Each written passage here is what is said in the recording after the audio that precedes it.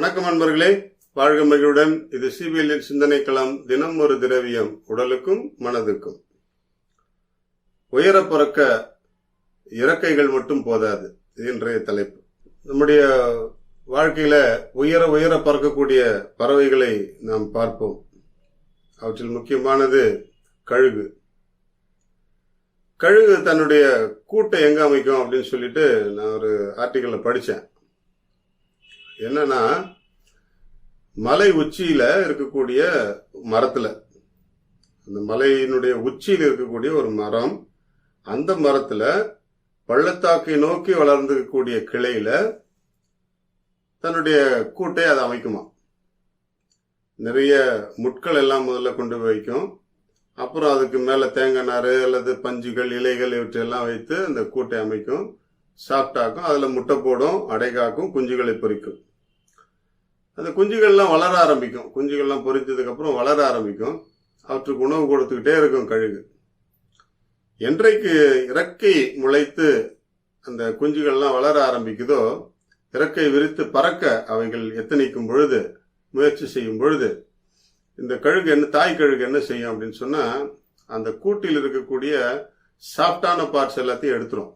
அந்த இலைத்தழைகள், நார், இவை போன்ற பொருட்கள் எல்லாத்தையும் எடுத்துட்டு முட்கள் குத்துற மாதிரி செட் பண்ணி வச்சிடும். என்னன்னா, இந்த கழுகு குஞ்சுகள் எல்லாம் ரெக்கையோடு இருக்கும் பொழுது அந்த முட்களில் அமரும் பொழுது குத்தும், வலிக்கும். உடனடியாக என்ன செய்யும், அதுல இருந்து தப்பிக்கிறதுக்காக பறக்க எத்தனிக்கும். இப்படியே முயற்சி செய்து அவை பறக்க கற்றுக்கொள்ளும். கழுகு தன்னுடைய குழந்தைகளுக்கு, தன்னுடைய குஞ்சுகளுக்கு பறக்க எப்படி சொல்லி கொடுக்குதுன்னு பாருங்க. நாம நம்முடைய பிள்ளைகளை எப்படி வளர்க்குறோங்கிறத பாருங்க. உயர உயர பறக்கணும்னா இறக்கை மட்டும் போதாது. நம்ம எல்லாத்தையும் எதிர்த்து நிற்கக்கூடிய ஆற்றலை பெற்றுக்கொள்ள வேண்டும் என்றுதான் கழுகு தன்னுடைய குஞ்சுகளுக்கு சொல்லிக் கொடுக்கிறது. ஆனா நாம் நம்முடைய பிள்ளைகளுக்கு சொகுசா தானே வாழ கற்றுக் கொடுக்குறோம். எவ்வளவு சொகுசு கொடுக்கணுமோ அவ்வளவு சொகுசு கொடுக்குறோம். கொஞ்சம் யோசிச்சு பாருங்க. பிள்ளைகளுக்கு கஷ்டம்னா என்ன, துன்பம்னா என்ன, வலினா என்ன, வாழ்க்கையில ஏற்றம் பெறுவதற்கு நாம எவ்வளவு கடினமா உழைக்கணும், தியாகம் பண்ணணும், துன்பப்படணும்.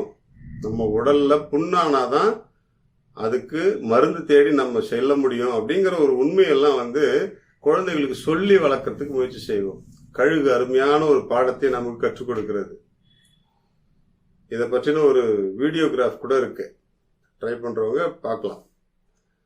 கழுகு எவ்வளவு அருமையான ஒரு பாடத்தை கற்றுக் கொடுக்கிறது. உயர உயர பறந்தாலும் ஊர்க்குருவி கழுகாக முடியாது என்று சொல்வார்கள். ஆனால் கழுகு உயர பறக்கும் பொழுது நாம் எல்லாம் அண்ணாந்து பார்க்கிறோம் இல்லையா? அதே போல நம்முடைய வாழ்க்கையும், நம்முடைய பிள்ளைகளுடைய வாழ்க்கையும் அண்ணாந்து பார்க்கின்ற அளவுக்கு இருக்கணும் அப்படின்னு சொன்னா, அவர்களுக்கு கடினப்பட்டு வாழக்கூடிய, கடினங்களை கடந்து வாழக்கூடிய பழக்கத்தை பயிற்றுவிப்போம்.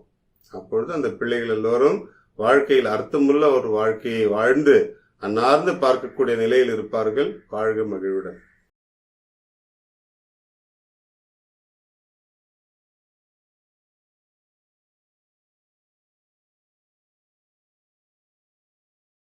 இன்றைக்கு நாம ஒரு நல்ல உணவு எல்லாரும் அதிகமாக எடுத்துக்கொள்றது இல்லை, ஆனா அதிகமாக எடுத்துக்கிட்டா நல்லது. தினந்தோறும் எடுத்துக்கிட்டா ரொம்ப நல்லது.